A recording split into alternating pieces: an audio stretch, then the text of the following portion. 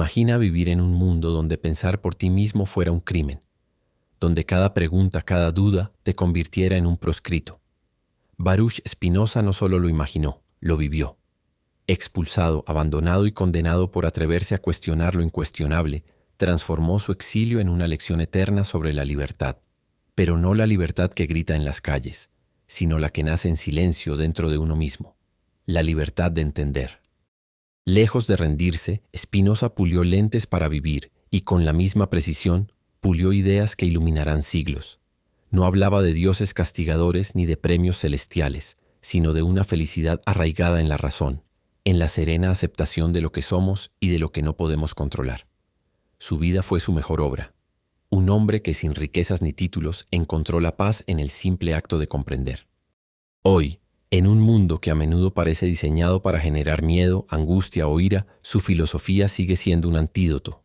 No se trata de fórmulas mágicas, sino de una verdad molesta pero liberadora. La mayoría de nuestros sufrimientos nacen de no ver las cosas como son.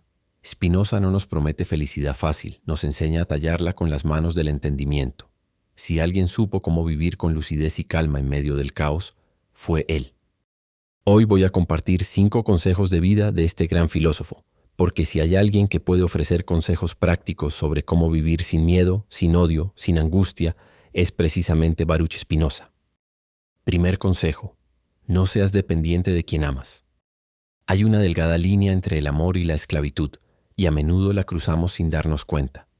Llamamos amor a esa necesidad desesperada de otro, a ese miedo paralizante a la soledad, a esa angustia que nace cuando el otro no responde, no está, o simplemente no es como quisiéramos. Pero el amor, el verdadero, no debería sentirse como una prisión. Si duele más de lo que libera, si ahoga en lugar de aliviar, entonces no es amor. Es dependencia disfrazada de afecto. El amor que esclaviza se alimenta de carencia, no de plenitud.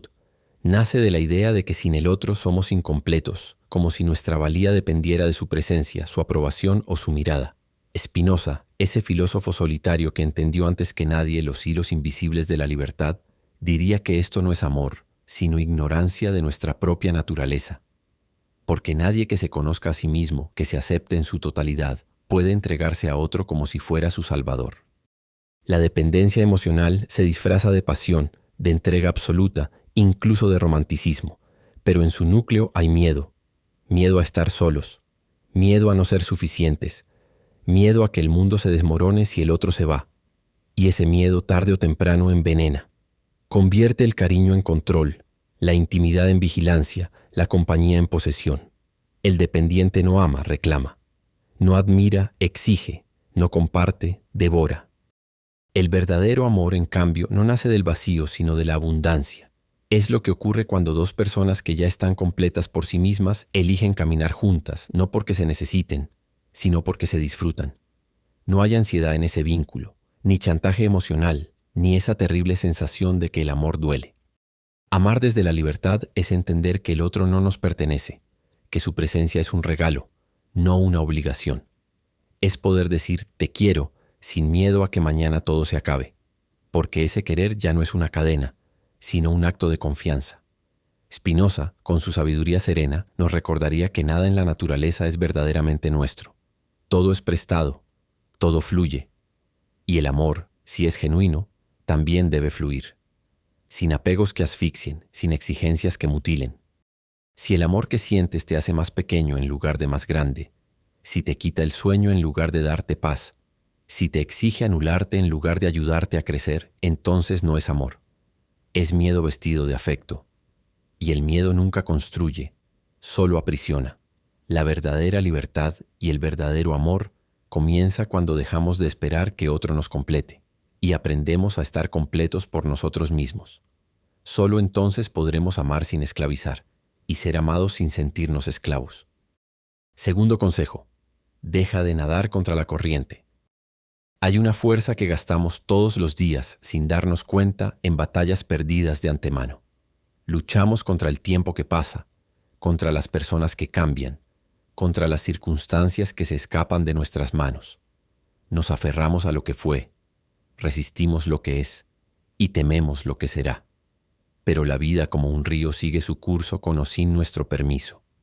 Y en ese forcejeo agotador contra lo inevitable, no ganamos fuerza, la perdemos.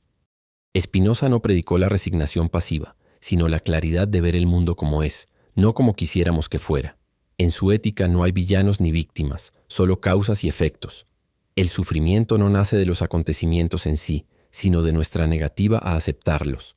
Cuando dejamos de malgastar energía en lo que no podemos cambiar, descubrimos una paradoja liberadora. En la rendición consciente hay más poder que en la resistencia ciega. Imagina a un hombre golpeando una roca con las manos desnudas, día tras día, convencido de que puede partirlas con pura fuerza de voluntad. Sangra, se agota, se frustra.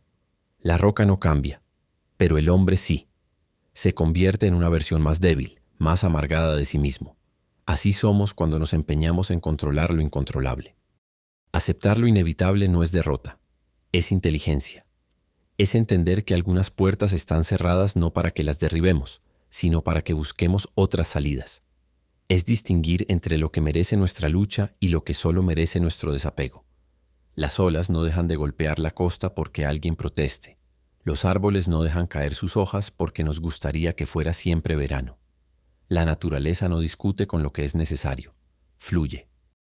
Hay una paz extraña, casi misteriosa, que llega cuando dejamos de forcejear, cuando soltamos la necesidad de que las cosas sean diferentes.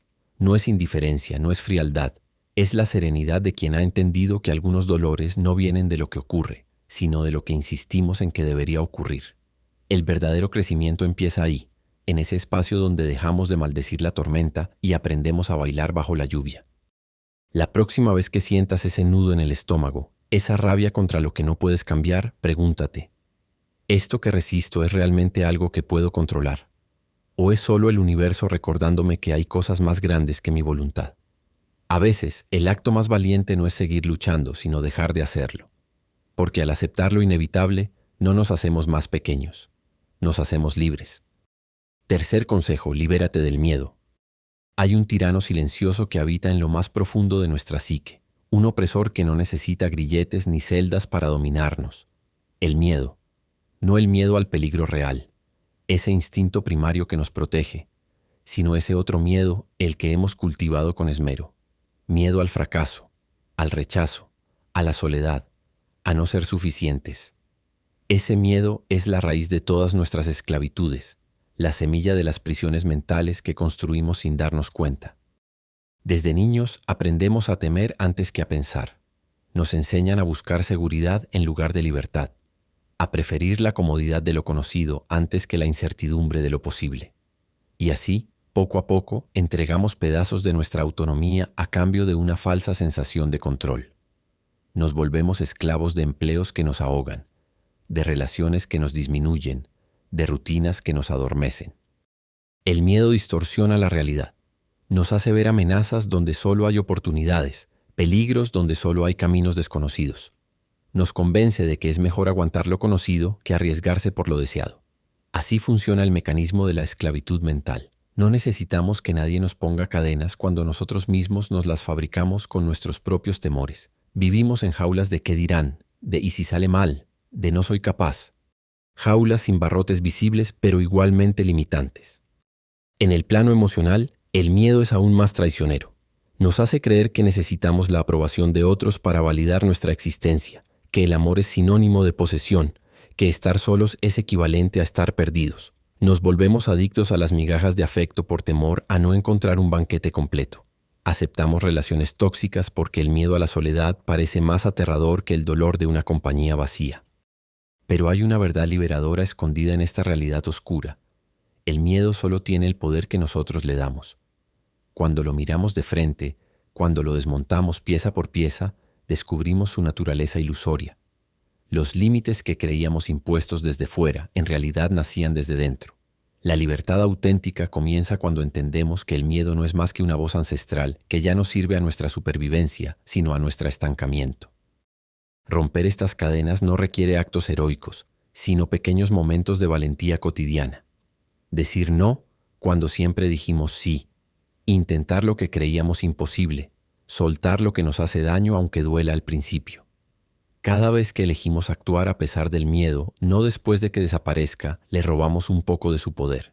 y con el tiempo esas pequeñas rebeliones se convierten en una revolución interior. Al final la paradoja es esta. Solo cuando dejamos de temer al miedo descubrimos lo que realmente significa ser libre. Libre para pensar sin censura, para sentir sin vergüenza, para vivir sin el peso constante de qué podría salir mal. Porque la verdadera esclavitud nunca estuvo en el mundo exterior, sino en nuestra manera de relacionarnos con los fantasmas de nuestra propia mente. Cuarto consejo: busca la libertad auténtica. En un mundo que confunde libertad con capricho, donde se celebra el haz lo que quieras como máxima expresión de autonomía, hemos perdido de vista la pregunta esencial: ¿por qué queremos lo que queremos? La verdadera libertad no se mide por la ausencia de barreras externas, sino por la claridad con que comprendemos los motivos que impulsan nuestros actos. No es una cuestión de movimiento sin freno, sino de conciencia sin ilusiones. Vivimos bajo la dictadura sutil de los deseos no examinados. Creemos elegir cuando en realidad obedecemos a patrones culturales, a heridas infantiles, a ansiedades sociales disfrazadas de aspiraciones. El hombre que persigue riqueza para llenar su vacío, la mujer que busca aprobación constante para calmar su inseguridad, el joven que adopta ideologías sin reflexión solo para pertenecer. Todos son esclavos que se creen libres porque nadie les obliga visiblemente. Su prisión no está hecha de muros, sino de confusiones. Para Spinoza, el hombre libre no es el que sigue sus pasiones, sino el que las entiende. Somos libres en la medida en que reconocemos las causas ocultas que nos mueven, los miedos, las imitaciones, las compensaciones. Un deseo comprendido pierde su poder hipnótico. Un impulso analizado deja de ser una orden para convertirse en una opción. Esta es la paradoja esencial. La libertad nace del determinismo comprendido. Existe una diferencia abismal entre el yo quiero del niño caprichoso y el yo elijo del adulto consciente. El primero reacciona, el segundo reflexiona. El primero sigue la inercia de sus apetitos, el segundo examina si vale la pena desear lo que desea. La madurez de la libertad no se encuentra en satisfacer todos los antojos, sino en cuestionar su origen. ¿Este deseo me acerca a mi mejor versión o solo calma una ansiedad momentánea? ¿Surge de mi esencia o fue implantado por el miedo o la presión social? La sociedad de consumo sabe esto demasiado bien. Por eso nos vende no solo productos, sino identidades completas empaquetadas en deseos. Sé tú mismo, dice el eslogan, mientras nos indica exactamente cómo debería ser ese tú mismo, qué ropa usar, qué cuerpo desear, qué éxito perseguir. La ironía es palpable. Nunca hemos tenido más opciones externas y nunca hemos sido más uniformes internamente. Compramos la ilusión de libertad a cambio de nuestra capacidad de autodeterminación real. La verdadera revolución no consiste en cambiar lo que hacemos, sino en transformar por qué lo hacemos. Cuando dejamos de vernos como víctimas pasivas de nuestros impulsos y empezamos a reconocernos como autores conscientes de nuestras elecciones, ocurre algo extraordinario. Los mismos actos adquieren nuevo significado. El trabajo ya no es solo sustento, sino expresión. Las relaciones ya no son refugios de necesidad, sino encuentros de mutualidad. La vida deja de ser una serie de reacciones para convertirse en una obra deliberada. Al final, la libertad más profunda no es hacer sin límites, sino comprender sin engaños. No es la ausencia de cadenas externas, sino la presencia de claridad interna. Porque solo cuando sabemos por qué queremos lo que queremos, podemos decidir si realmente vale la pena quererlo. Y en ese espacio de comprensión íntima entre el deseo y la acción es donde habita la única libertad que merece ese nombre. Quinto consejo: no busques la felicidad, porque ya la tienes. Corremos tras espejismos con la obstinación de quien cree que el horizonte es un lugar al que se puede llegar. Perseguimos logros, acumulamos posesiones, coleccionamos experiencias como si la felicidad fuera un objeto perdido en el mundo exterior, esperando ser encontrado. Pero una y otra vez al alcanzar lo deseado descubrimos ese vacío familiar, la promesa incumplida. No es que las cosas logradas no importen, es que nunca fueron la fuente, solo reflejos distorsionados de algo que siempre estuvo más adentro. La verdadera felicidad no es un lugar al que se llega, sino una forma de ver el camino. No depende de lo que ocurra fuera, sino de lo que ocurre en esa intimidad silenciosa donde interpretamos el mundo. Dos personas pueden vivir situaciones idénticas. Una se ahoga en amargura, la otra encuentra luz en los detalles. La diferencia no está en los hechos, sino en la claridad con que se miran. Spinoza lo expresó con precisión quirúrgica. La felicidad no es el premio de la virtud, sino la virtud misma. Es decir, no viene después de la comprensión, es la comprensión. Vivimos en una época que confunde estímulos con alegría. Creemos que más intensidad equivale a más felicidad. Viajes más exóticos, relaciones más apasionadas, logros más espectaculares. Pero la intensidad, como todo lo que viene de fuera, se desvanece. Y entonces volvemos a correr, como hámsters en una rueda, hacia el siguiente estímulo. El problema no son los placeres externos, que pueden ser hermosos, sino la creencia infantil de que en ellos reside la solución a una inquietud que en realidad es interior. La claridad mental es el antídoto contra esta búsqueda infinita. Cuando dejamos de proyectar sobre el mundo la responsabilidad de nuestro estado interno, ocurre algo paradójico. El mundo se transforma, no porque cambie, sino porque cambia nuestra manera de habitarlo. El mismo trabajo puede ser una prisión o un espacio de creación, dependiendo de la lente con que se mire. La misma soledad puede ser un vacío aterrador o una compañía íntima con uno mismo. La diferencia está en la profundidad de la mirada, no en lo mirado. Esta claridad no es negación de lo exterior, sino un posicionamiento distinto frente a él. Es entender que las circunstancias pueden doler, pero no tienen el poder de definirnos. Que los logros pueden alegrar, pero no son la base de nuestro valor. Que las personas pueden acompañar, pero no completar. Esta comprensión no surge de la negación del mundo, sino de un encuentro honesto con uno mismo más allá de lo que el mundo opine, dé o quite.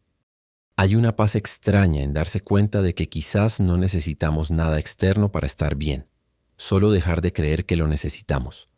No se trata de renunciar a los deseos, sino de desactivar su poder para angustiarnos cuando no se cumplen. La persona que ha encontrado esta claridad interior no es indiferente al mundo, sino que ya no le ruega que la salve. Puede disfrutar de los placeres sin convertirlos en ídolos y enfrentar los dolores sin convertirlos en tumbas.